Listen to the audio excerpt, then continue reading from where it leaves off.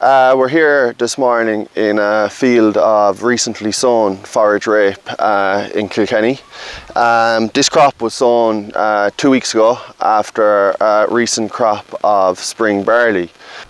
And I suppose, first of all, one of the points I want to focus on is a topic which probably not an awful lot of people would be aware of, and it's flea beetle. Now, flea beetle, I suppose, came to prominence since December 2013 when a neonicotinoid ban was imposed on brassica seeds like oilseed rape, for example, and forage rape and leafy turnip also fell under the same cosh as such.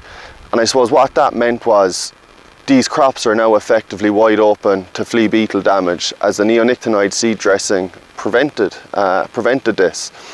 So I suppose, just to give an example of the symptoms of what flea beetle can actually look like, first of all, and I suppose it's just this type of shot holing. And what he does is the beetle, the life cycle of the beetle tends to establish after 16 degrees. 16 degrees is an ideal temperature for a flea beetle to migrate between crops. And what he does is he tends to graze the cotyledons, which are these, before its first true leaves, these are called cotyledons. And what the beetle does is he grazes this, and in severe instances he can actually graze the crop out of it as such. Now what also actually happens is the flea beetle lays eggs, which ultimately turn into larvae, which can graze the crop from the stem up and actually into the stem, which can lead to further damage later on in the spring. Now, at the moment, I'm walking through this crop, albeit there is signs of very, very moderate flea beetle damage. It is flea beetle damage, and I suppose that's the point to reiterate, but I wouldn't be overly concerned. When one begins to become concerned is when the damage becomes severe, when it's perhaps greater than 20–25%. And this also applies to all brassica crops, let it be oilseed rape, forage rape, leafy turnip, etc.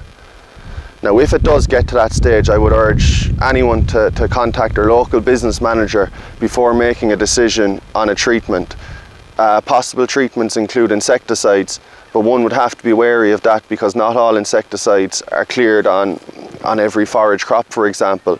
So I suppose that's just one point to bear in mind, is just, I suppose, what to look for when you're looking at flea beetle, because obviously with the area of forage crops in the country effectively after doubling over the past 2–3 months, you know, some people might be wondering why my crop hasn't established so well, and I suppose this is just one thing to look out for. I suppose the second thing to look out for are volunteer cereals. Now again, you know, I suppose the first decision to make when you're looking at volunteer cereals coming up through a forage crop, particularly a brassica crop like forage rape or leafy turnip, is what's my final destination for the crop? In other words, do I need a maximum amount of crop for grazing? Because really we can tolerate a certain amount of volunteers because the crop will actually compete. Where it becomes severe is in the rows behind the combine.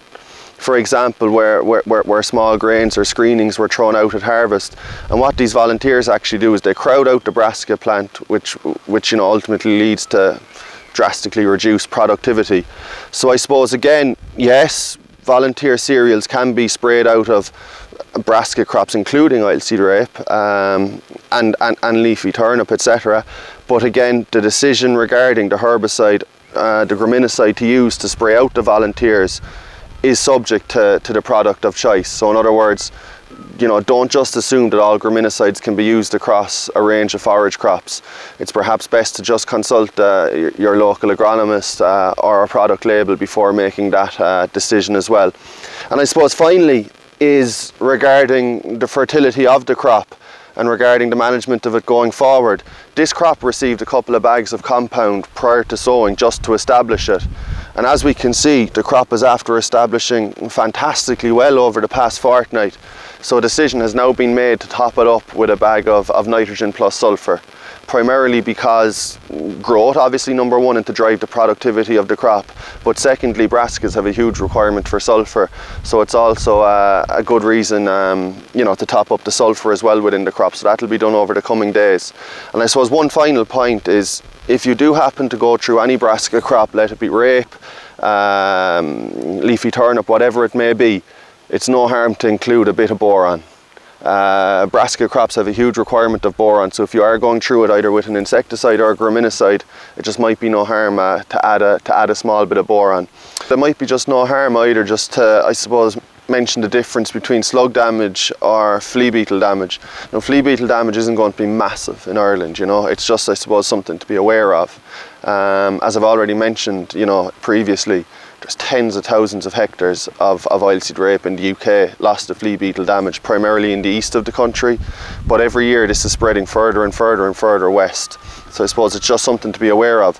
But the big difference between flea beetle damage and slug damage is slug damage has a much more rougher graze on the outsider of the leaves, as opposed to this shot holing effect on the cotyledons. And obviously a handy way just to look for slugs is look under a bit of straw or a flat stone.